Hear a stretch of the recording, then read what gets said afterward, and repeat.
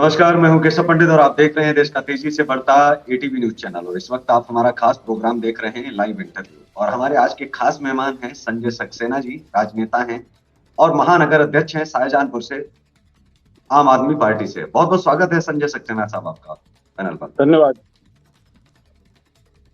सीधा सवाल आपसे, क्योंकि बाकी चर्चा बाद में करेंगे, लेकिन पहला सवाल यही होगा कि जो आरोप दिल्ली में लग रहे हैं आम आदमी पार्टी को जो है खत्म करने का जिस तरह से प्रयास किया जा रहा है, आप उसको कैसे देख रहे हैं? क्योंकि दिल्ली के बाद में आपने पंजाब में बहुत बड़ी जो है विजय हासिल की, किसी पार्टी को आपने बढ़ने ही नहीं दिया। वहां तो मुख्यमंत्री भी अपना चुनाव जो है हार गए, जो पूर्व मुख्यमंत्री थे, और एक नहीं तीन तीन मंत्रियों ने जो है अपना चुनाव हारा। जी देखिए, आम आदमी पार्टी की बढ़ती हुई लोकप्रियता को देख करके आज सबसे ज्यादा परेशान भारतीय जनता पार्टी है। और इसी के कारण से उन्होंने मनीष सिसोदिया जी पर गलत तरह के इल्जाम लगा करके उनको जेल में भेजा। उसके बाद उन्होंने उसको ईडी को कर दिया और अब इस समय तीसरा एक मुकदमा उनके ऊपर दायर कर दिया। उनका एकमात्र ध्येय केवल ये है कि वो किसी तरह से जेल के अंदर रहें और वो अपने मंसूबों में कामयाब हो। यह पूर्णतया राजनीतिक जी मेरा कहना ये पूर्णतया राजनीतिक एंगल से सब कार्य हो रहा है और कोई भी इसका कोई वो नहीं, आधार नहीं है। जी, लेकिन आप जो है इस पार्टी के अलावा, क्योंकि कांग्रेस भी है, कांग्रेस पर इतनी बड़ी कार्रवाई नहीं आज तक हुई है, क्योंकि आरोप तो कांग्रेस के ऊपर भी लगाए गए, आरोप जो है अन्य पार्टियों पर भी लगाए गए, जिस तरीके से बहुजन समाज पार्टी पर भी कोई कार्रवाई आज तक नहीं हुई है। तो आप कैसे देखते हैं कि ये क्या द्वेष की केवल भावना है? क्योंकि अगर गलत किया है तो अन्य पार्टियों पर भी तो जो है एजेंसियां कार्रवाई कर सकती हैं। देखिए, ये केवल द्वेष के आधार पर किया जा रहा है। आम आदमी पार्टी को ही वो लोग प्रताड़ित कर रहे हैं कि लोगों को आप अगर देखें तो कांग्रेस को वो अपना इस समय मुख्य विपक्षी दल नहीं मान रहे हैं। और इसलिए, और जब भी थोड़ी सी कोई बात होती है राहुल गांधी के खिलाफ, इस समय बताइए सत्ता पक्ष जो है वो लोकसभा से मतलब बहिष्कार कर रहा है। ये लोकतंत्र में पहली बार ऐसा हुआ है कि सत्ता पक्ष जो है वो बहिष्कार कर रहा है। आप उनको सुनिए, आपका लोकसभा इसीलिए बनाई गई है कि आदमी की बातों को आप सुनिए और उस पर अपने विचार दीजिए, परंतु वो भी विचार भी नहीं उन्हें देने दे रहे हैं राहुल गांधी को। इसी प्रकार मायावती जी को उन्होंने बिल्कुल एक तरीके से बंद कमरे में कर दिया है। और हमें लगता है कि यदि उनके ऊपर अगर मायावती जी जरा से भी खुल करके बाहर आएंगी तो उनके खिलाफ जो जो चार्जेस हैं उन सब की जांच चालू हो जाएगी। इसलिए मायावती जी भी डरी हुई हैं और वो भी नहीं आ रही। तो उत्तर प्रदेश के अंदर जो बुलडोजर की जो कार्रवाई जारी है लगातार, उसको कैसे आप देखते हैं? क्या ये राजनीति में बहुत आरोप जो है लगते आए हैं मुख्यमंत्री के ऊपर भी कि वो अलोकतांत्रिक है? क्या ये आवश्यक नहीं था या ये जरूरी नहीं था? क्योंकि अगर माफियाओं की कमर तोड़ने के लिए जरूरी है तो सरकारों को करना चाहिए, मुझे ऐसा लगता है। लेकिन आप इसको कैसे देखते हैं? जी देखिए, ऐसा है कि यदि कोई अपराधी है और उसने कोई गलत काम किया है तो अगर आपको उसके पुख्ता सबूत हैं, जैसे मान लीजिए आज की तारीख में राजू पाल हत्याकांड में उनके पास तरह तरह के सीसीटीवी पे फुटेज हैं, अगर उसके आधार पर वो कार्य कर रहे हैं तो कोई गलत कार्य नहीं कर रहे हैं। परंतु जहां संदेह के आधार पर भी वो अभी कोई तय भी नहीं हुआ कि वो आरोपी है या नहीं है और उसका बुलडोजर से मकान गिराया जा रहा है, वह उचित नहीं है किसी भी तरह से। हमारे साथ चर्चा में रामचेतन त्यागी जी महाराज जी भी मौजूद हैं, राष्ट्रीय अध्यक्ष है विकलांग एकता कल्याण समिति के, टापर वाले महाराज जी के शिष्य हैं। बहुत बहुत स्वागत है महाराज जी आपका। बहुत बहुत धन्यवाद जी।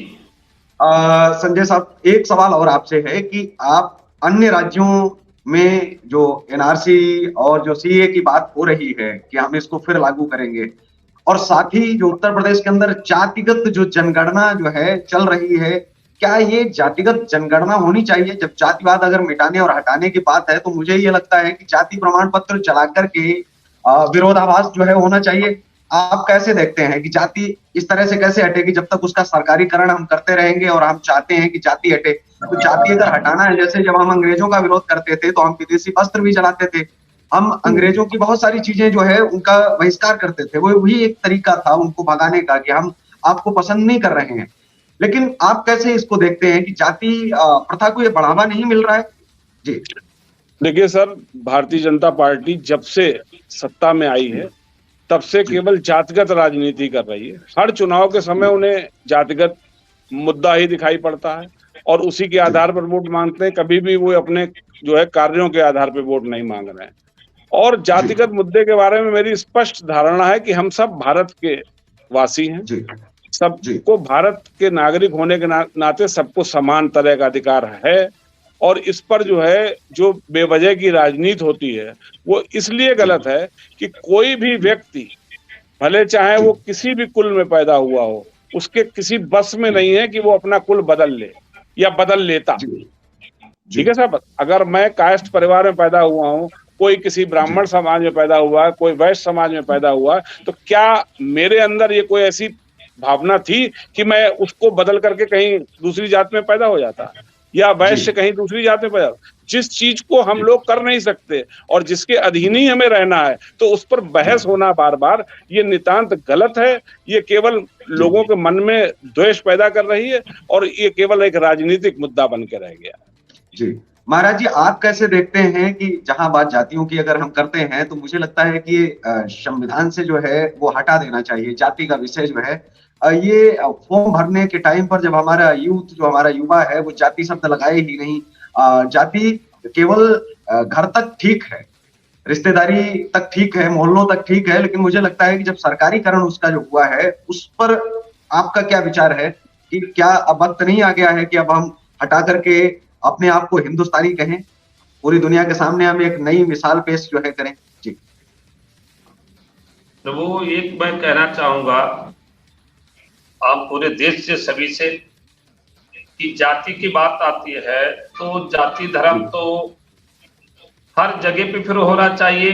जैसे कि हम किसी दुकान पर सामान लेते हैं, समोसा खाते हैं, टिक्की पकौड़ी खाते हैं, होटल पे खाना खाते हैं, स्कूल में जाते हैं तो हम पास में खाना खाते हैं, हर कुछ करते हैं, तो वहां पर हम जाति क्यों नहीं पूछते हैं कि तुम किस जाति के हो? समोसा टिक्की मीठा ये दुकान बनाए हो, ढाबा होटल चला रहे हो, तो किस जाति से हो? तो हम जाति नहीं पूछते हैं। तो जाति का शब्द आया कहां से? आरक्षण और व्यक्ति जो चलाने वाले कांग्रेस, इन्होंने एक जहर घोल दिया हमारे देश में कि आरक्षण और एक्ट तो होना ही नहीं चाहिए। जब हमारे देश में अपराध के लिए धारा बनी है तो एक्ट का नाम नहीं आना चाहिए।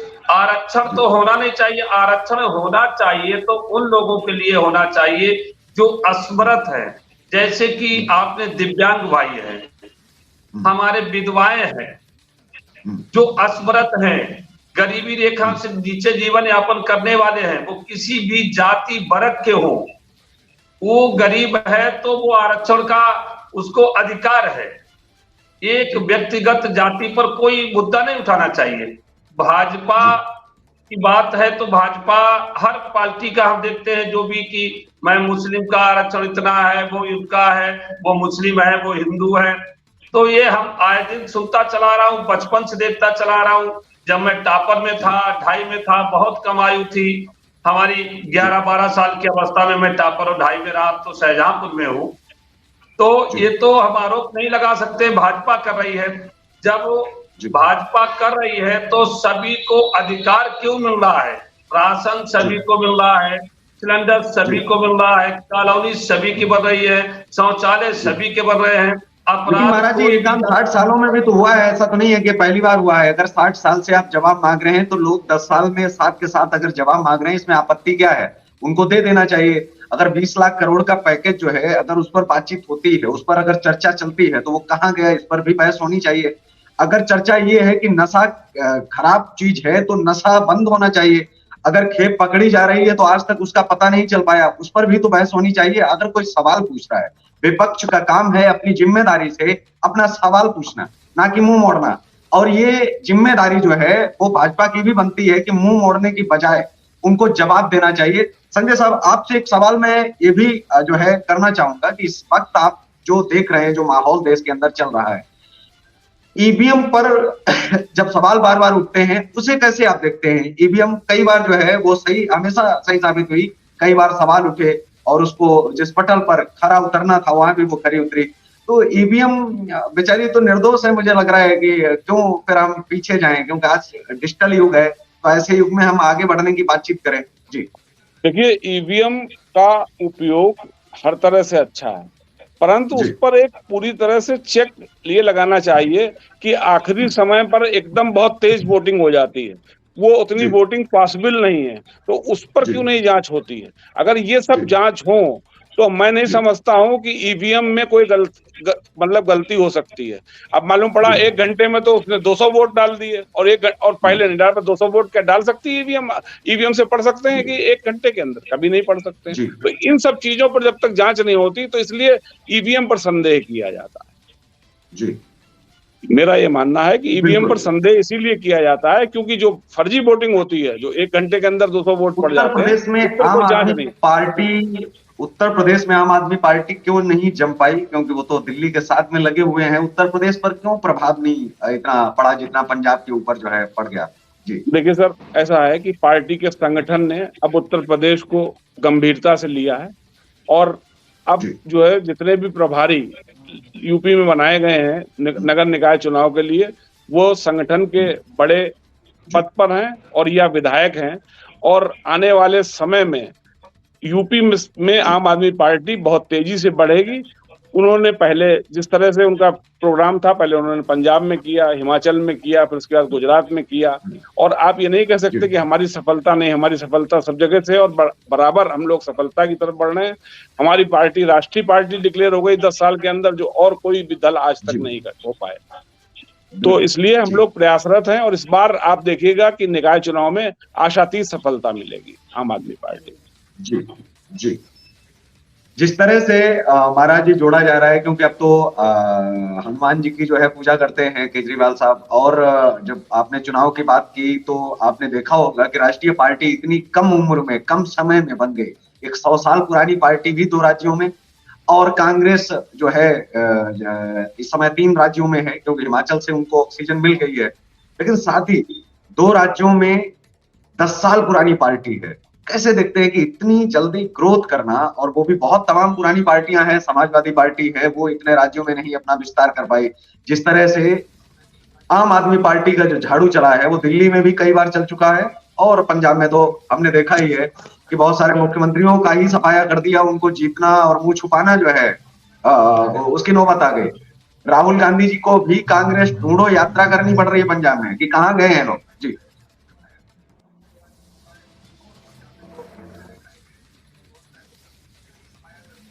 जी महाराज जी। हाँ जी, ये है कि आरोप प्रत्यारोप एक दूसरे पे सभी पार्टियां लगाती है।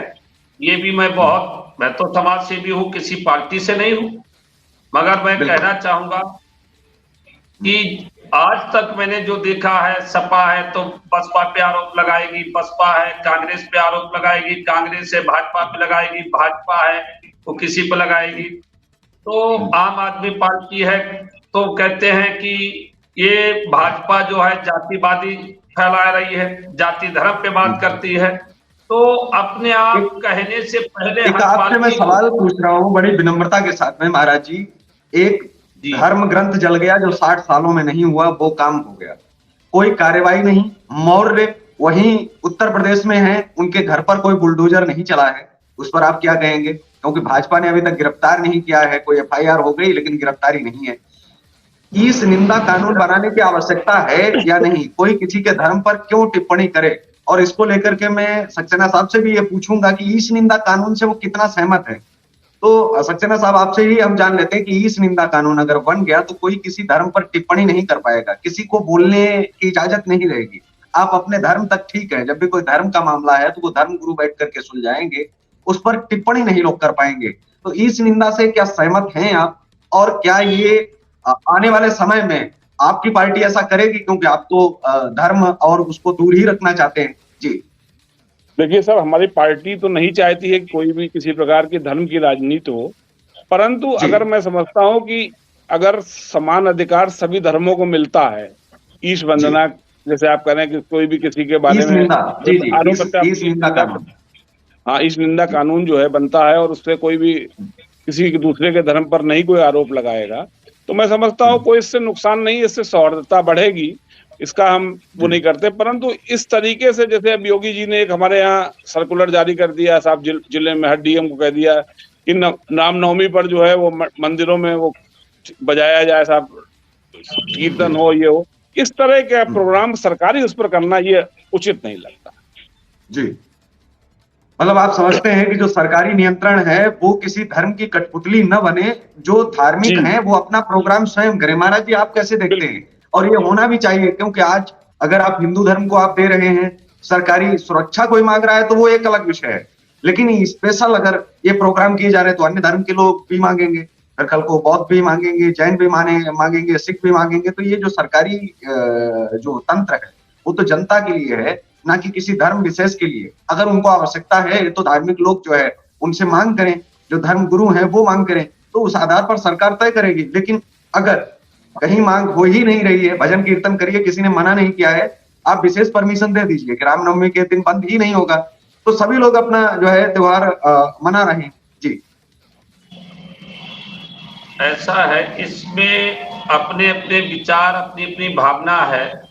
आज हम एक निर्देश दें कि आज के दिन शनिवार या मंगलवार है या गुरुवार है कि आप सभी लोग पूजा करें, तो ये अपनी अपनी आस्था है। ये कोई उन्होंने शब्द का जो इस्तेमाल किया ये कोई गलत नहीं है, ये धार्मिक क्या कि आप पूजा पाठ रामायण करिए, अखंड पाठ करिए, रामचरितमानस का पाठ करिए, तो ये बुरा नहीं है। नवरात्र में हमारी आस्था है, हम कर रहे हैं, किसी ने कहा हमारी आस्था नहीं है तो हम नहीं कर रहे हैं, तो ये कहना बुरा नहीं है, उन्होंने गलत नहीं किया। अपने जो भी धर्म का होता है तो आस्था, ऐसा कौन इंसान है, चाहे राजनेता हो, अधिकारी हो, आम पब्लिक का व्यक्ति हो, किसकी कहां से आस्था जुड़ी है, किसकी कहां से आस्था जुड़ी है, तो इसको बुरा नहीं कहा जा सकता है। ये कोई अपराध की श्रेणी में नहीं है, ना ये अपराध किया है, एक धार्मिक के लिए कहा है, कोई बुरा नहीं किया है योगी जी ने कि आप रामचरितमानस करें, नवदुर्गा है, नवरात्रि में महाराज जी, हमारा ये कहना है कि डीएम को ये निर्देश देना, तो कोई किसी को रोक नहीं लेता है। महाराज जी, डीएम को ये निर्देश नहीं, महाराज जी एक मिनट, आप दिल्ली में कह रहे हैं वहां आज हमारे जाति धर्म नहीं घुरा है, आप पंजाब की बात करें वहां पे नहीं घुरा है, आप पीछे उठा के 15 अगस्त 26 जनवरियों को देख लीजिए, साइन बाग का मामला देख लीजिए, आप तमाम देख लीजिए। हम ये चीज तो नहीं कहते, एक दूसरे पर उंगली उठाना, टिप्पणी करना एक हमारे देश में लोगों की आदत पड़ गई है। हर पार्टी के नेता किसी भी पार्टी के हो, एक दूसरे पे जरूर उठाते हैं। चलिए, लेकिन एक सवाल जो मेरे मन में भी आ रहा है और मैं सक्सेना साहब से चाहूंगा कि काला धन पर महाराज जी, मैं ये कहना चाहूंगा कि क्या मुख्यमंत्री को इसके लिए सर्कुलर जारी करना और जिलाधिकारियों को निर्देश देना, क्या यह उचित है? मेरे विचार से ये उचित नहीं है। लोग वैसे भी पूजा जिसको करनी है वो कर रहा है और पूजा करता रहेगा। तो मेरा कहने का मतलब है, इसके लिए मुख्यमंत्री जी को अपना बयान देने की क्या जरूरत है? भाई उनकी मठ में जो कार्यक्रम हो रहा है होता रहेगा, ठीक है, जहां पर जिस मंदिर में जो कार्यक्रम हो रहा होता रहेगा। मुख्यमंत्री को इसमें बीच में पड़ने की क्या जरूरत है, मैं ये नहीं समझ पा रहा हूँ। आने वाले समय में अगर कोई मुस्लिम मुख्यमंत्री बन जाएगा और वो ये कहेगा कि ईद पर और ऊपर अगर सर्कुलर जारी किया जाएगा, तो मुझे लगता है कि ये विद्रोह होगा भी और सवाल भी पूछे जाएंगे। जी, क्या था पीछे 6 बरस पीछे अन्य सरकारें बैठी थी, वो क्या कर रही? अरे तो ये अपने तो 6 बरस से तो मुख्यमंत्री जी भी हैं, 6 वर्ष से तो मुख्यमंत्री जी भी हैं। आज इलेक्शन के टाइम पे हर समय क्यों इनको याद आ जाता है? अब आज आगे निकाय के चुनाव हो तो नहीं याद आ गया कि साहब जो है रामनवमी का पर्व मनाया जाना चाहिए। जी, लेकिन हम चर्चा में आगे बढ़ते हैं। हमें लगता है कि हम चर्चा को थोड़ा सा और आगे बढ़ाएं, क्योंकि मैं काला धन पर बात करना चाहूंगा। महाराज जी, काला धन को कैसे आप देखते हैं? काला धन अभी सफेद धन हो गया है, या फिर आने के लिए कोई पहल नहीं की है 2014 में? 15 लाख की तरह कहीं कोई केवल ये बस हवा हवाई ही तो नहीं था कि नहीं काला धन है? जी, ये काला धन जो समाज से जोड़ के सारी पार्टियां धर रही हैं, सारे नेता अधिकारी धर रहे हैं, इन सभी उच्च लेवल के अधिकारी और नेताओं पर वो कानून बनाना चाहिए जो जनता का नोच के रख रहे हैं। जनता के पास 10 बीघा जमीन है, मैं वही तो कह रहा हूँ, जो काला धन का विरोध करते थे जहाँ स्वामी रामदेव जी भी जो है लगातार बोल रहे थे कि काला धन है और इसको लाना चाहिए, और मैं तो बिल्कुल समर्थन में हूँ। लेकिन आज काला धन पर सभी लोग मौन बैठे हैं, वो काला धन था या नहीं, मैं ये जानना चाह रहा हूँ जी। अब चार कैसे चार लोग चाह रहे हैं और चार विरोध कर रहे हैं। इस पर भी हम देख रहा हूं कि 10 लोग कहते हैं काला धन आना चाहिए, वो कह रहे नहीं ऐसा नहीं होना चाहिए। 4 लोग कह रहे हैं छापा पड़ना चाहिए, जहां ब्लैक में नहीं हो रही है, जहां तहखानों में नोट भरे जा रहे हैं, जहां घोटाले हो रहे हैं, तो 20 लोग विरोध में खड़े हो जाते हैं, ऐसा नहीं होना चाहिए। और समाज कहाँ हमारी जाएगी जिसका नोच के। लेकिन हम स्विट्जरलैंड वाले पैसे की बात कर रहे थे जो बाहर रखा हुआ है। सक्सेना साहब, एक लिस्ट केजरीवाल साहब ने भी तैयार की थी, आपको याद होगा, जो उन्होंने सदन में भी पढ़ा था। वो लिस्ट आजकल नहीं दिखाई पड़ रही, जिसमें कपिल सिब्बल से लेकर के तमाम कांग्रेस के बड़े नेताओं के नाम थे, और उन्होंने कहा कि काला धन है, और वही समर्थन किया था जो प्रधानमंत्री जी की भाषा थी 2014 से पहले, और जो उनके एजेंडे में था वही भाषा और वही एजेंडा जो है वो केजरीवाल साहब का भी था। तो आप कैसे देखते हैं कि उसके बाद उन्होंने भी काला धन पर बात करना शुरू कर दी, उन्होंने मन की बात शुरू कर दी। तो काला धन की बात नहीं, मन की बात। और वही केजरीवाल साहब ने भी जो है अन्य मुद्दों पर तो बातचीत की, लेकिन वो लिस्ट जो है दोबारा न तो किसी को दिखाई और न खोली गई। ये कैसे आप देखते हैं जी? देखिए साहब, ये इसके बारे में हमारा ये कहना है कि काला धन लाने के लिए किसी दूसरे देश से, ये केवल केंद्र सरकार का विषय है। अगर राज्य के मुख्यमंत्री कहे भी तो भी वो नहीं ला सकता। और दिल्ली जैसे मुख्यमंत्री, स्टेट के मुख्यमंत्री, जहां पर सारी पावर्स एलजी के पास हैं, तो ऐसे में आप हमारी पार्टी से ये उम्मीद नहीं कर सकते कि हम लोग इस पर कोई एक्शन ले पाएंगे। प्रधानमंत्री जी ने तो चिल्ला चिल्ला करके हर मीटिंग में कहा था कि सब हम स्विस बैंक से रुपया लाएंगे और 15-15 लाख रुपए सबके खातों में दे देंगे। आज उनको 9 साल से हो गए और 9 साल में अभी तक कुछ भी कोई रिजल्ट नहीं आया। तो ये तो प्रधानमंत्री जी इस पर देंगे जवाब, क्योंकि ये उनके अधिकार क्षेत्र का मामला है, इसमें हमारा कोई अधिकार क्षेत्र नहीं बनता। जी, सेना मजबूत हुई या नहीं, और जो फ्री हैंड किया गया है जो प्रशासन को, पुलिस को, उसे कैसे देखते हैं कि इतनी ज्यादा आजादी क्या पुलिस और प्रशासन को मिलनी चाहिए, जो जिस आजादी का गलत फायदा उठाने लोग लग जाए?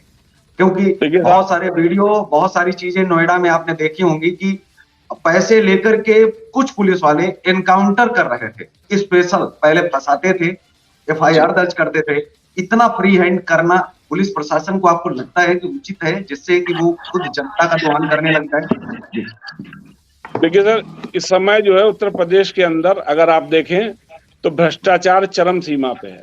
पुलिस और प्रशासन में कोई भी कार्य बिना पैसे के नहीं हो रहा है, और इस पर कोई भी ध्यान उत्तर प्रदेश की सरकार नहीं दे रही। जात विशेष के डीएम, जात विशेष के एसपी हर जिलों में पोस्ट किए जा रहे हैं, और उनका कार्यकाल 3 साल, 4 साल, 5 साल तक हो रहा है, जबकि और नए आईएएस जो आ रहे हैं उनको 6-8 महीने में हटा दिया जा रहा है। तो इससे और एक उन लोगों का मनोबल भी टूट रहा है, वो लोग कोई एक्शन भी नहीं ले पाते हैं जो लोग लेना चाहते हैं, और इसी कारण से जो है इसका जो है भ्रष्टाचार बढ़ता जा रहा है। और इस भ्रष्टाचार की वजह से आम आदमी बहुत परेशान है, महंगाई अलग से मतलब जो है कदम बढ़ा रही है। तो इस पर जो है जनता वोट देगी, और आप देखिएगा आने वाले समय में इसको जो है भाजपा को भुगतना पड़ेगा। जी महाराज जी, बहुत सारे विषयों पर जो है चर्चाएं भी आज हो रही हैं, और साथ ही किसानों को लेकर के जो काम एक करना चाहिए, आत्महत्या बढ़ रही है। अभी महाराष्ट्र के एक जो कृषि मंत्री हैं अब्दुल जी, तो उनका बयान आया कि किसान का मरना कोई नया तो नहीं है, ये तो मरते रहते हैं। इस बयान पर आप क्या कहेंगे? क्योंकि ये तो भाजपा की ही जो है पाली पोसी पार्टी है, उन्हीं के पाले पोसे मुख्यमंत्री हैं, उन्हीं के मंत्री हैं। ऐसा बयान क्या सही है? और एक कृषि मंत्री को ऐसा बयान क्या देना चाहिए कि ये नई बात नहीं है आत्महत्या किसानों की, ये तो मरते रहते हैं? एक इतने बड़े पद पर बैठ करके आप कैसे देखते हैं इस भाषा को? लगता नहीं कि कोई अनपढ़ है, कोई जाहिल है, गंवार है, इस टाइप से लग रहा है कि ये तो मरते रहते हैं, मतलब कोई फर्क नहीं पड़ता है। काम करना होता है, एक उनके साथ में संवेदनाएं व्यक्त करना होता है, और एक इस भाषा का प्रयोग करना जिससे कि आप उनको सम्मान तो नहीं दे सकते, लेकिन आप उनको अपमानित कर रहे हैं, उनकी मृत्यु का भी मजाक आप बना रहे हैं। जी, ये जो वो बोल रहे हैं ये बहुत निंदनीय है। वो कहावत एक पुराने लोगों को है कि अमीरी क्या जाने गरीबी का हाल, बेदर्दी क्या जाने दर्द का हाल। तो जिस पर बीतता है, जिस परिवार पे बीतता है, उसको लगता है आज वो उसी समाज का, किसानों का धन लूट रहे हैं। बंगले, गाड़ी, घोड़ा, फार्म जो बनवा रहे हैं, ये किसका है? उन्हीं किसानों का है जिनके लिए ये बोल रहे हैं कि ऐसे किसान मरते रहते हैं। आज उन्हीं किसानों की देन है पूरे देश में। आज किसान धन अनाज उगाना छोड़ दे और वोट देना छोड़ दे तो इनकी क्या दशा सबकी होगी, ये पूरा देश जानता होगा। किसान का ही बेटा जवान है बॉर्डर पर, और किसान ही महान है जो खून पसीना बहाता है, विभिन्न प्रकार के अनाज उगाता है। और ये बड़े बड़े नेता, बड़े बड़े अधिकारी तो आराम से एसी के बंगला, एसी के ऑफिस, उसमें ऐश कर रहे हैं। 1 लाख है 1 करोड़ हो जाते हैं, 1 करोड़ है तो 100 करोड़ हो जाते हैं, और किसान के पास 10 बीघा जमीन है तो 2 बीघा रह जाती है। तो मैं ये कहना चाहूंगा कि जो सक्सेना साहब, आप कैसे इस बयान को देख रहे हैं, क्योंकि अभी तक कार्रवाई नहीं हुई और इन सरकारों को क्या कार्रवाई नहीं करनी चाहिए थी और अभी तक माफी भी नहीं मांगी है? कम से कम कृषि मंत्री को किसानों से माफी मांगनी चाहिए। अन्नदाता है, सवाल तो उठेगा और किया भी जाएगा, लेकिन यही अगर अन्य पार्टी के जब नेता कोई ऐसा बयान दे देते हैं तो उसको लेकर के तो ये इस तरह से रोने और पीटने लग जाते हैं कि इतना बड़ा संकट पड़ गया है देश में, अब संविधान खतरे में आ गया है। तो ऐसे में खतरे में नहीं आता है क्या? क्या इन पर जो है राहुल गांधी जी को टिप्पणी नहीं करनी चाहिए, अगर चाहे बुंदेलबंदी की बात हो या फिर तमाम चीजों की? इस प्रकार की अपमान किया जा रहा है अन्नदाता का। जी, इस प्रकार की टिप्पणी करना किसी भी व्यक्ति के लिए अनुचित है, और यदि सरकार में है तो उसके लिए तो बहुत ही अनुचित है। देखिए, किसान यदि कृषि उपज नहीं उगाएगा तो हम लोग क्या खाएंगे? ये लोग वही हम लोगों के एक्चुअल में सही मायनों में वही हमारे जो हैं मतलब हमको पाल रहे हैं, और उनके प्रति हमारी मतलब जो संवेदना होनी चाहिए। और ये जो बयान जो दिया है उन्होंने पूर्णतया गलत है। सरकार को इस पर एक्शन लेना चाहिए और ये प्रयास करना चाहिए कि कोई भी किसान भविष्य में इस प्रकार का से इसकी मौत ना हो, इसको लिए सरकार को सुनिश्चित करना चाहिए। वक्त एक ब्रेक का है, एक लेते हैं छोटा सा ब्रेक। कार्यक्रम जारी रहेगा, कहीं जाइएगा मत, देखते रहिए आप देश का तेजी से बढ़ता है एटीवी न्यूज चैनल।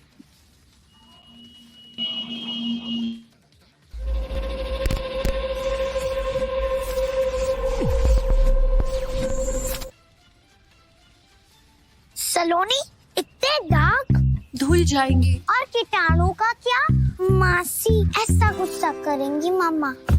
आज दाग के साथ कीटाणु हटाना भी जरूरी है। नया फेना जर्म क्लीन, जो सिर्फ दाग नहीं हटाए 99% तक कीटाणु भी। ये लैब से प्रमाणित है, इसलिए फेना ही लेना।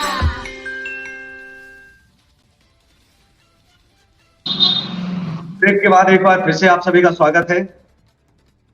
सक्सेना साहब, बेरोजगारी को कैसे आप देखते हैं? क्योंकि जो बेरोजगारी बढ़ रही है दिन प्रतिदिन, जनसंख्या नियंत्रण भी साथ में अगर हो जाए लगे हाथ, तो क्या अच्छा नहीं है? इस पर किसी से सवाल क्यों पूछना, जिससे लग रहा है क्योंकि हमारे पास पूरी दुनिया का केवल 8% भी नहीं 4% पानी बचा है, और वो भी कम हो रहा है धीरे धीरे। हमारे पास चाहे हम किसी भी क्षेत्र में बात करें, वो संसाधनों की भी कमी हो रही है।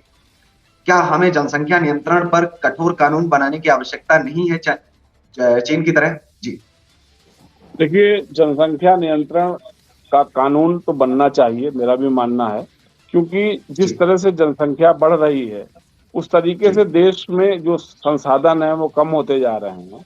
और यही कारण है, एक कारण ये भी है कि इसी कारण से बेरोजगारी भी ज्यादा है, और बेरोजगारी को कम करने का कोई प्रयास भी सरकार द्वारा नहीं किया जा रहा है।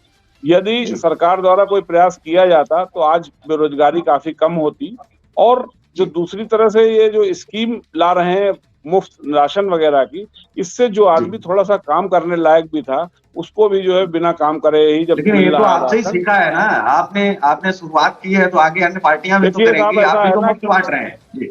नहीं, देखिए, हम मुफ्त बांट रहे हैं, परंतु हम वहां पर रोजगार भी दे रहे हैं। आप देखिए दिल्ली के अंदर कितनी फैक्ट्रियां नई लग रही हैं, और दूसरे प्रदेशों से लोग, मतलब कितने लोग दिल्ली में पहुंच करके जो है काम कर रहे हैं। अगर उन्हें हम रोजगार न दे रहे होते तो दिल्ली, मतलब ये जो है आप और जो प्रदेशों से लोग पहुंच रहे हैं वो कैसे पहुंचते?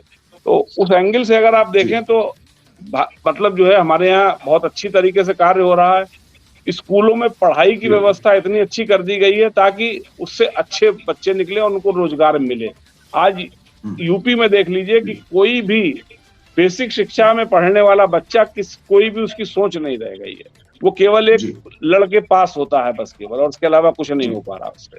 जबकि हमारे यहाँ दिल्ली में बच्चा जो है आईआईटी और नीट क्वालिफाई करने की हिम्मत रख रहा है। तो मतलब एक परिवर्तन किया गया है, और अगर जब नीट और आईआईटी वो क्वालिफाई करेगा तो नेचुरली बेरोजगारी कम होगी, और इन्हीं सब चीजों पर हम लोग ज्यादा ध्यान दे रहे हैं। जी महाराज जी, आपकी नजर में राष्ट्रवाद क्या है? क्योंकि राष्ट्रवाद जो भाजपा का है वो कांग्रेस कहती है कि हमें पसंद नहीं है, ये इनका राष्ट्रवाद। आम आदमी पार्टी कहती है कि हमारा अलग राष्ट्रवाद है। तो सभी पार्टियों का अपना अपना राष्ट्रवाद है। राष्ट्रवाद है क्या एक्चुअल? आप कैसे देखते हैं राष्ट्रवाद पर? आपके क्या विचार हैं और आप किस नजर से आप देखते हैं कि क्या होना चाहिए जो हर व्यक्ति का राष्ट्र? जी देखिए, कांग्रेस ने यदि शुरू से अच्छा कार्य किया होता तो देश में हमारा आज इतने बवाल दंगा फसाद नहीं होते। हमारे देश के कई टुकड़े कर दिए गए, अफगानिस्तान, पाकिस्तान, बांग्लादेश कितने टुकड़े हो गए। आज भी बवाल मचा हुआ है जाति धर्मों को लेकर, राष्ट्रवाद को लेकर, हिंदू राष्ट्र को लेकर। जैसे सभी देशों में जो कानून लागू है वो कानून हमारे देश में भी लागू होना चाहिए। अरे हर बाहर जो देश है उन पर उंगली क्यों नहीं टिप्पणी की जा रही? हमारे यहाँ किया जाता है, तमाम पार्टियों के नेता आवाज उठाने लगते हैं, ये गलत है। क्योंकि दंगा फसाद होना अच्छा नहीं है। और आज जो योगी जी महाराज कर रहे हैं वो बड़ी बारीकी से मैंने देखा है, वो कोई जाति धर्म पे नहीं कर रहे हैं, जाति धर्म पे टिप्पणी नहीं कर रहे हैं, जाति धर्म पे कोई कार्रवाई नहीं कर रहे हैं, जाति धर्म पे कोई बिल्डोजर नहीं चला रहे हैं, जाति धर्म पे कोई इनकाउंटर नहीं करा रहे हैं। उनके अंदर कोई जाति धर्म नहीं। अपराधी है तो अपराधी है, वो किसी भी जाति धर्म का हो। यदि ऐसा ही है तो जितनी योजनाएं प्रदेश में चलाई गई सभी लोग प्राप्त क्यों कर रहे हैं? आराम से ले रहे हैं, खा रहे हैं, हर योजना को ले रहे हैं। जब हमारा देश है, जब एक हिंदुस्तान इसको क्यों कहा गया, भारत देश क्यों कहा गया? इस पर तो टिप्पणी करना बहुत ही हमारी सोच गंदी है। जो टिप्पणी करें कि नहीं हमारा हिंदुस्तान हिंदू राष्ट्र ना हो, हमारा ये ना राष्ट्र हो, ये गलत टिप्पणी करना है। ये तो अपनी अपनी वोटों के लिए एक रोटी सेकने का कार्य करना, वो उस पर अपलक्ष्य लगाना, वो उसका विरोध करना, वो उसका विरोध करना। सक्सेना साहब से भी हम इस पर सवाल ले लेते हैं। बिल्कुल सक्सेना साहब, हिंदू राष्ट्र बनाना किसी भी पार्टी के लिए जब भी कोई बड़ी हो जाती है तो कोई बड़ी बात नहीं है। जहां भी बहुसंख्यक है वहां ये संभव है, लेकिन कितने दिन रहेगा? कहीं नेपाल की तरह ऐसा तो नहीं है कि 10 साल हिंदू राष्ट्र रहा और 10 साल के बाद में फिर सेकुलर होना पड़ा।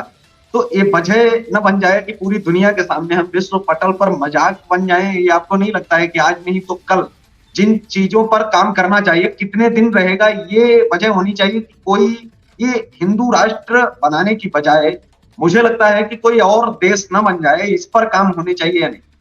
जी देखिए, इस बात से तो मैं आपकी सहमत हूं कि इस मतलब जो है हिंदू राष्ट्र बनाने से कोई भी विशेष फायदा नहीं होगा, बल्कि नफरत और बढ़ जाएगी।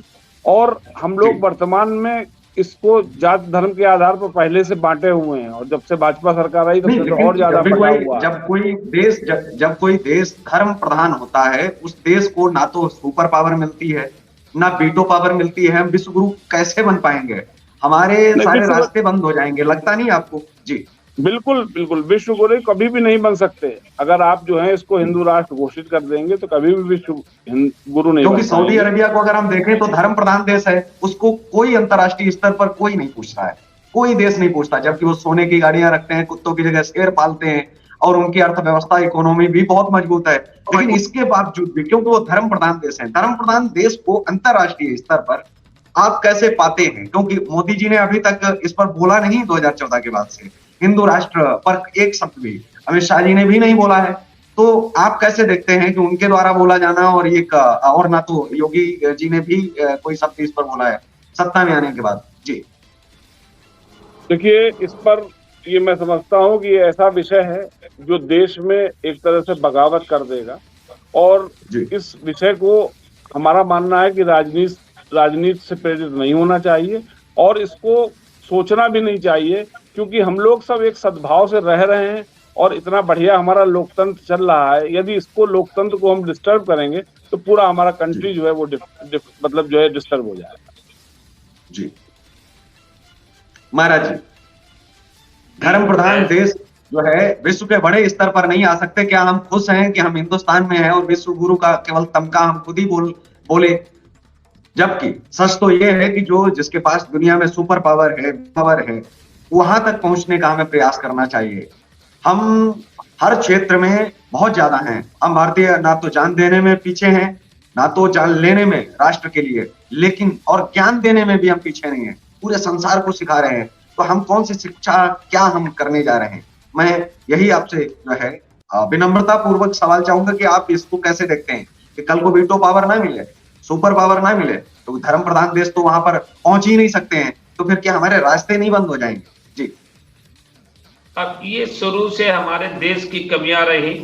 शुरू से जब वीटो पावर और हमारा इसका जब कांग्रेस के दौरान में नहीं चाहिए, ये उसको दे दो, चाइना दे दो, ये अमेरिका हो जाए, ये रूस हो जाए, ये शुरू से ही हमारे नियम कानून का ऐसा उल्लंघन होता रहा। आज भी हो रहा है, आज भी हो रहा। आज भी हमारा कोई भी एक यदि व्यक्ति आवाज उठाता है तो 10 विरोध करने को शुरू हो जाते हैं। क्यों? विश्व गुरु हमारा भारत होना चाहिए, तो पावर मिलना चाहिए, नहीं मिला। आज ये है कि जिसके पास हाथ में हथियार दे दो वो जल्दी नहीं देता है, साधारण नहीं देता है। जब शुरू से उसको थमा दिया तो उसका मीठा इतना लग गया तो वो ऐसे नहीं दे देगा। शुरुआत ही हमारे जब एक वृक्ष लगाए, जड़ ही कमजोर हो तो वृक्ष क्या करेगा? शुरू से जड़ कमजोर है। शुरू से हमारे बातों पे क्या होता रहा, कश्मीर में क्या होता रहा, कश्मीरी पंडित हमारे भाई भगाए गए, कितने मारे गए, कितने बेइज्जत किए गए। बांग्लादेश में देखो ममता बनर्जी के आज शासन काल में क्या हो रहा है, बड़ी घिनौना कार्य कर रहे हैं कि किस तरह के हमारे त्राई मची। ये नहीं होना चाहिए। जैसे अभी हमारे सक्सेना साहब ने कहा एक साथ सबको रहना चाहिए, तो हर जगह ये सोच विचार एक वो होना चाहिए, चाहे हम है, चाहे आप है, चाहे आप है, तो एक तरीके से हम कौन है, क्या है, हम एक मानवता के आधार पर हम सब एक तरीके से एक रास्ता से चलने चाहिए, भेदभाव नहीं करना चाहिए। मगर जहां पे हम 10 लोग हैं वहां पे हम बल दिखा रहे हैं, और जहां पर हम 2 हैं वहां पर हम चिल्ला रहे हैं, लोगों को बता रहे हैं कि ये हो रहा है। नहीं जहां भड़का हुआ है वहां भड़का रहे हैं। और हम लोग कहीं पर किसी भी बात को लेकर चलते हैं तो 10 लोग विरोध करना शुरू कर देते हैं। तो सब में एकता बनाए रखना चाहिए, कोई भी प्रांत हो, कोई भी देश हो। मगर कहाँ हो रहा है? आप हमारे इंडिया में देख लो, पंजाब का कुछ और है, जम्मू कश्मीर का कुछ और है, बांग्लादेश का देखिए क्या हाल है। हर किसी को मालूम है, हर किसी को मालूम है। मगर आज मैं ये देख रहा हूं उत्तर प्रदेश में माफियाओं को छोड़कर बाकी कोई दुखी नहीं है। माफिया दुखी है, चाहे माफिया वो सरकारी विभाग का हो, सरकारें विपक्ष में होती हैं। जी सक्सेना साहब से पूछ लेते, जब भी सरकारें विपक्ष में होती हैं तो इनको शिक्षा माफिया, शराब माफिया, बालू माफिया, खनन माफिया, लकड़ी माफिया, ये सारे माफिया लगते हैं। लेकिन वही पार्टियां जब सत्ता में आ जाती हैं तो ये इनके आय के स्रोत बन जाते हैं। यही माफिया उनके लिए जो है काम करने लग जाते हैं। विपक्ष भी वहां कोई धरना प्रदर्शन नहीं करता है। विपक्ष को मालूम है कि कहाँ बालू खनन हो रहा है, कहाँ लकड़ी का कटान हो रहा है, लेकिन वहां जाकर के विपक्ष कभी धरना प्रदर्शन आज तक नहीं किया है।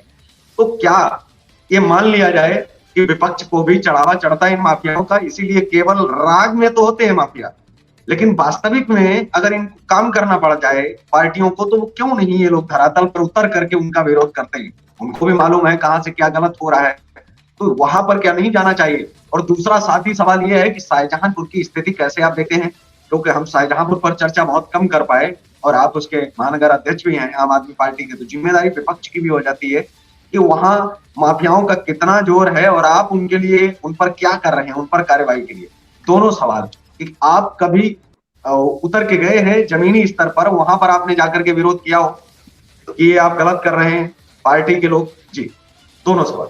जी देखिए, ये जो खनन वगैरह इस टाइप के जो गलत उसमें लगे हुए हैं लोग, उनका एक पूरा नेटवर्क है, और उनका नेटवर्क ये है कि जो सत्ता में आता है वो उसके पास पहुंच जाते हैं, और हर सत्ता में रहने वाला दल उनको पूरी तरह से आश्रय देता है। और जब वो सब लोग मिलकर के एक हो जाते हैं, जब एक वही वाली बात है कि जब ए सत्ता में रही तो वो हो गया, बी सत्ता में रही तो वो हो गया, तो इस तरह से वो सब के सब एक तरह से मिले हुए हैं।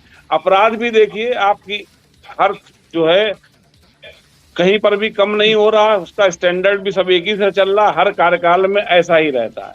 तो मेरा कहना है कि ये जो है सब मिली जुली चीजें हैं, और इसको आप विरोध करें, परंतु उस विरोध का कोई इसलिए नहीं रहता क्योंकि सारा प्रशासन और पुलिस सब मिले हुए हैं इस चीज में, और जो जब नीचे से ऊपर तक सब मिले हुए हैं तो आप उसमें कोई भी मतलब निर्णय नहीं ले पाएंगे और ना कुछ आप कुछ कर पाएंगे। और इसलिए आदमी मतलब कम बल संख्या बल देखता हुए अपने मुंह को चुप रख लगता है, और यही एक बस समझ लीजिए सबसे बड़ा कारण है जो भ्रष्टाचार को बढ़ाता जा रहा है। एक और सवाल है इस पर आपकी पार्टी और आपकी मैं दोनों राय जानना चाहता हूं। समलैंगिक विवाह पर जो है जिस तरह से पार्टियों का स्टैंड अपना अपना लिया जा रहा है, हम टैक्स में छूट मांग रहे हैं, सरकार और कानून हमें सेक्स में छूट दे रहा है, इसको कैसे देखते हैं? क्या समलैंगिक विवाह अगर यहाँ उसको मान्यता दी जाती है तो क्या भारतीय संस्कारों पर कुठाराघात नहीं है? क्योंकि आज जो लोग ये विवाह की मांग कर रहे हैं कल को और विवाह की मांग करेंगे, क्योंकि बहुत सारी चीजें ऐसी हैं जो हम पटल पर यहाँ कह भी नहीं सकते, रख भी नहीं सकते। तो आप कैसे देखते हैं कि समलैंगिक विवाह को मान्यता क्या इस देश में होनी चाहिए? क्योंकि ऐसे अगर हम मांगे 2-4-6 लोगों को अगर ये मानते रहे, और क्या वो हमारे भारतीय समाज का हिस्सा हो सकती? उस पर आपकी निजी राय भी और आपकी पार्टी की राय दोनों। देखिए, मेरी अपनी निजी राय ये है कि ये पूर्णतया गलत है, और हमारा देश एक मतलब आशातीत मतलब जो है उसका गौरव रहा है, और उस गौरव को हम अगर भूल जाएं तो मतलब ये गलत होगा, और जो गौरव हमारा रहा है वो इस तरह के कार्य की कभी भी मतलब वो नहीं देता है, इजाजत नहीं देता है।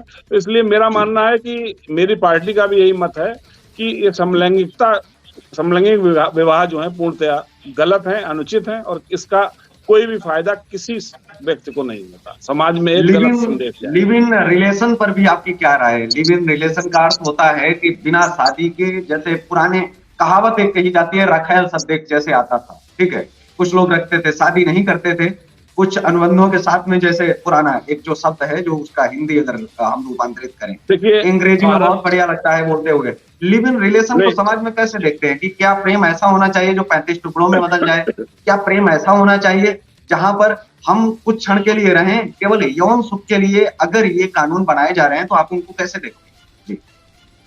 देखिए, लिविंग रिलेशन समाज अभी भी इसको एक्सेप्ट नहीं कर रहा है। बहुत हाई क्लास में तो चल रहा है, परंतु अभी लोअर क्लास में हम समाज एक्सेप्ट नहीं कर रहा है।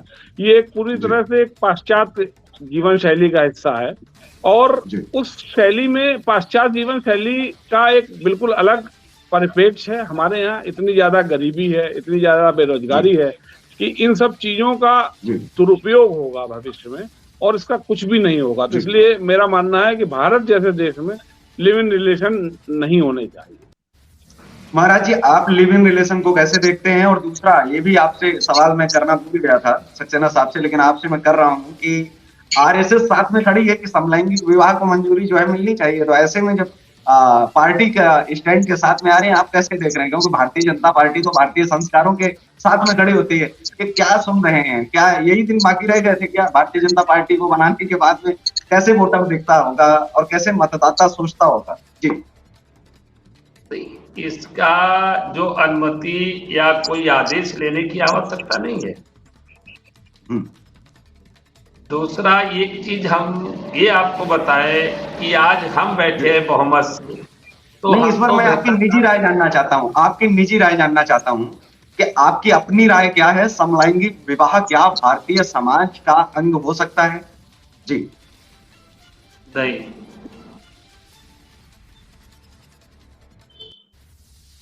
अदर में नहीं होना चाहिए। जी, इस पर आपकी क्या राय है? जो लिव इन रिलेशन में टुकड़े हो रहे हैं, इसके बावजूद भी कानून बदले नहीं गए हैं। इस पर कैसे देखते हैं कि मिलाड को नहीं बदल देने चाहिए, मोदी साहब को नहीं बदल देने चाहिए, लिव इन जैसे जो है इनको सीधा अपराध घोषित किया कर देना चाहिए? जी, अदर नहीं होना चाहिए। और सबसे बड़ी सरकार को एक कानून बनाना चाहिए कि जैसे आपने देखा होगा, बगैर माँ बाप की राय से लड़की चली जाती है, गुमराह करके लोग ले जाते हैं और वो लालच में आ जाती है। तो जब माँ बाप ने पैदा किया, माँ ने 9 महीना गर्भ में रखा, बाप ने 6 पाल के 18 साल कह देते, 20 साल पे बालिग हो गई, तो क्या उन्होंने वो आश्रम खोल रखा है क्या कि बाप माँ बाप का अधिकार नहीं है? उस लड़की पर भी कार्रवाई होना चाहिए और लड़के पर भी सख्त कार्रवाई होना चाहिए। एक कानून ये भी बनना चाहिए कि जब चाहो तो माँ बाप को साइड कर दो, वो तो बालिग हो गई, कहीं भी जा सकती है। कैसे जा सकती है? क्या वो आश्रम है कि उसको से पाल के बड़ा कर दिया, फिर उसको अधिकार हो गया माँ बाप को कहीं भी जाए? माँ बाप रोते चिल्लाते घूम रहे हैं, भीख मांग रहे हैं। कैसे उन्होंने जन्म दिया, से पाल के जवान किया, क्या सोचा होगा, क्या विचार किया होगा? इस पर सख्त कानून बनना चाहिए कि आप बगैर माँ बाप की राय से ऐसा कदम नहीं। कौन माँ बाप नहीं सोचता अपने बच्चे के लिए अच्छा भविष्य? ऐसे कोई हो 100 में जो एक ना सोच रहा हो, नहीं तो 100 के 100 सोचते हैं कि हमारी बेटी अच्छे घर में जाए, अच्छा भेज दे, हमारा बेटा अच्छा पढ़े लिखे, कोई योग्य बने। और ये हमारे देहात में, शहरों में, एक मैं सरकार से और मांग करूंगा, जो सरकारी स्कूल है इसमें बहुत कम शिक्षित टीचर मास्टर लगे हुए हैं, इसको संविदा पे कर देना चाहिए। 70-80 हजार 1 लाख रुपए दे रहे हैं, इसमें 4 है तो हमारे 8 हो जाएंगे जी, कि पढ़ाई कुछ नहीं हो रही है। मास्टर आए, लेकिन सवाल ये भी तो है, आपका जनगणना दिवस हो तो मास्टर साहब, आपका मतगणना दिवस हो तो मास्टर साहब, पोलियो बूथ हो तो मास्टर साहब, आपका कहीं वोट पड़े तो मास्टर साहब, आपकी वोटिंग की काउंटिंग करें तो मास्टर साहब। मतलब मास्टर साहब कम, उनको आया बना के रख लिया है सरकारों ने। अगर आप 70-80 हजार उनको आप दे रहे हैं, काम तो आप 1.5 लाख रुपए का ले रहे हैं। सक्सेना साहब, कैसे आप देखते हैं, क्योंकि आप तो शिक्षा के क्षेत्र में मास्टर माने जाते हैं, और ऐसे में क्या हमने अध्यापकों को आया नहीं बनाया हुआ है? उनके कार्ड पर ही केवल अध्यापक लिखा है, बाकी तो उनके 365 दिन में कितने दिन इन सरकारी तंत्र में उनका दुरुपयोग होता है, उनको मजदूर बना के उनका जो है उनको रखा हुआ है। क्या अलग से रोजगार नहीं पैदा करने चाहिए? वोटिंग के लिए अन्य जगहों से नहीं लोग होने चाहिए? आपको लगता है कि 54 डेज तो हमारे जो है केवल संडे निकल जाते हैं, उसके बाद में कुछ हमारे त्योहार निकल जाते हैं, और बाकी के बचे दिनों में सरकारों का जो है जी हजूरी में अध्यापकों की गुजर जाते हैं? तो कैसे देखते हैं कि ये आया कम अध्यापक क्या लगते हैं? क्योंकि इनके वेतन पर बातचीत हो रही है, लेकिन आपको नहीं लगता कि ये वेतन जितना ले रहे हैं उससे ज्यादा काम कर रहे हैं, और इनके काम को ही बिल्कुल डाइवर्ट किया हुआ है सरकारों ने? जी देखिए, ऐसा है कि उत्तर प्रदेश में बेसिक शिक्षा की हालत बहुत ही खराब है जी। अब तो टीचर थोड़ा सा बायोमेट्रिक जो है अटेंडेंस लगने लगी है तो पहुंच रहे हैं, पहले तो पहुंचते नहीं थे, महीनों। लेकिन ये वजह है या नहीं जो मैंने सवाल किया है कि ये अध्यापकों के मैं पक्ष में बोल नहीं रहा हूँ, ऐसा नहीं है। नहीं, अध्यापक, देखिए अध्यापक से सब तरह काम ले जा रहा है, मिड डे मील उनसे बनवाया जा रहा है, डिस्ट्रीब्यूशन कराया जा रहा है, यूनिफॉर्म को वो पैसा ट्रांसफर करा रहे हैं, जूतों का पैसा ट्रांसफर करा रहे हैं, BLO बन करके सब काम कर रहे हैं, ठीक है। इस तरह से ड्यूटीज तो उनके पास बहुत ज्यादा है, और इसी कारण से यूपी में शिक्षा का स्तर नहीं मतलब बढ़ पा रहा है। और मेरा मानना है कि जितनी तनख्वाह टीचर्स को दे रहे हैं उससे 10% तनख्वाह प्राइवेट स्कूलों में दी जाती है, और मेरा मानना है कि वो प्राइवेट स्कूल आज की तारीख में बढ़िया शिक्षा दे रहे हैं इन कंपैरिजन। जैसा महाराज जी ने भी, महाराज जी रोकना चाहूंगा, महाराज जी ने भी कहा कि उसी पैसे से आप 4 अध्यापक रखिए और वही 2 आप अपने काम में लगा लीजिए, तो पढ़ाएंगे कम से कम। जो उनका भी कहना सही है कि जितना आप एक व्यक्ति पर खर्च कर रहे हैं उससे आप 4 रोजगार पैदा कर सकते हैं। यही कहना है कि आप अपने रिसोर्सेज का बेस्ट यूज नहीं कर पा रहे हैं। आज बताइए कि 6 साल से यूपी में सरकार है, उन्होंने किसी भी जिले में 10 मॉडल स्कूल नहीं बना पाए। मेरा कहना है कि हर साल कम से कम गुणवत्ता तो इम्प्रूव करे, शिक्षा की गुणवत्ता नहीं इम्प्रूव कर रही है।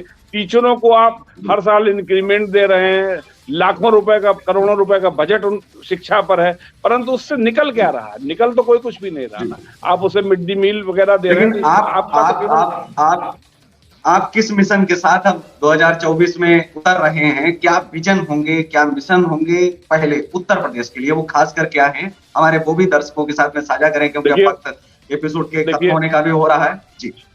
देखिए, हम लोग उत्तर प्रदेश में 2024 में अच्छी शिक्षा, सबको स्वास्थ्य और जो है साफ सफाई, सबको शुद्ध पेयजल और इन्हीं सब मुद्दों के आधार पर हम आएंगे और बढ़िया इंफ्रास्ट्रक्चर, लॉ एंड ऑर्डर, इन सब चीजों पर हम लोग बात करते हुए ही आ रहे हैं।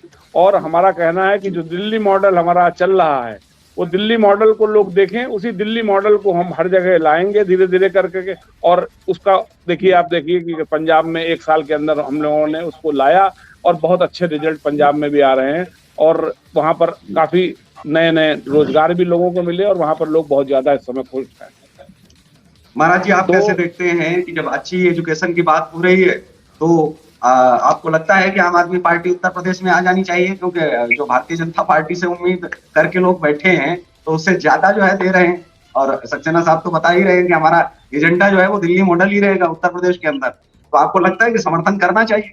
जी ये प्रभु, हम तो किसी पार्टी से नहीं है, बड़ी पार्टियों ने खींचने का प्रयास किया। मैं इसीलिए तो आपसे सवाल कर रहा हूँ, इसीलिए तो सवाल कर रहा हूँ कि आप कैसे सजेस्ट करेंगे लोगों को? जी ऐसा है, मैंने ये देखा है, बहुत बारीकी से यही देखता रहता हूँ, पूजा पाठ के बाद में टाइम पे यही अध्ययन करता हूँ कि जो पार्टी बहुमत से आती है तो उस समय तो वो अपना जितना कहती समाज से मैं ये करेंगे वो करेंगे, तमाम उदाहरण देती है, और बैठने के बाद वो सारा सब कुछ भूल जाती है। फिर मैं हूँ, जितना भी अपराध करे, जितना भी जो भी करे, समाज को मुड़ के कोई नहीं देखता है। सपा कहती है कि भाजपा में गुंडा राज है, तो पीछे देखिए, और जब सपा कहती थी बसपा में गुंडा राज है, तो तब देखिए, अरे जब था गुंडा राज तो तुमने क्यों नहीं खत्म कर दिया? उस समय किसानों पे आपत विपत थी, भुखमरी हो रही थी, बेरोजगार थे, बेरोजगारी क्यों नहीं दूर की? एक दूसरे पे टिप्पणी करने की आदत पड़ गई है, और टिप्पणी नहीं करेंगे, गुमराह नहीं करेंगे पब्लिक को, तो हम लाभ कैसे उठाएंगे? आज जो शिक्षा विभाग पे फिंगर और कैमरे का चला, इसमें तो कुछ सुधार आया है, थोड़ा सा और ये सुधार कर दिया जाए। जो मैंने कहा है, एक संविदा के नाम पर टीचर शुद्ध अपने कार्य पे आ जाएंगे। आज से मैंने 7-8 साल पीछे कई स्कूलों में पूछा और बच्चों से वार्तालाप किया, तो 5वें 7वें का बच्चा अपना नाम शुद्ध नहीं हिंदी में लिख पाया। उस पर अभी मैंने 4 साल पीछे थोड़ी सी आवाज उठाई थी, वीडियो वायरल किए थे, तो काफी स्कूलों में सख्ती भी हुई, छापे भी पड़े, जांचें भी हुई, काफी सुधार हुआ। बस सुधार इतना रह गया है कि मास्टरों को, टीचरों को किसी भी चुनाव में, किसी भी विभाग में ड्यूटी पे ना लिया जाए, और 365 दिन में एक छुट्टी को हटा के, रविवार को हटा के बाकी दिन स्कूल खुलना चाहिए, और अच्छे शिक्षिकाएं वहां पे लगाना चाहिए जो इंग्लिश मीडियम अच्छे तरीके से बच्चों को शिक्षा दे सके। आज जो उद्योगपति है, बड़े बड़े नेता है, बड़े बड़े अधिकारी है, वो तो अपने बच्चों पे 10 लाख, 20 लाख, 50 लाख खर्च कर रहे हैं।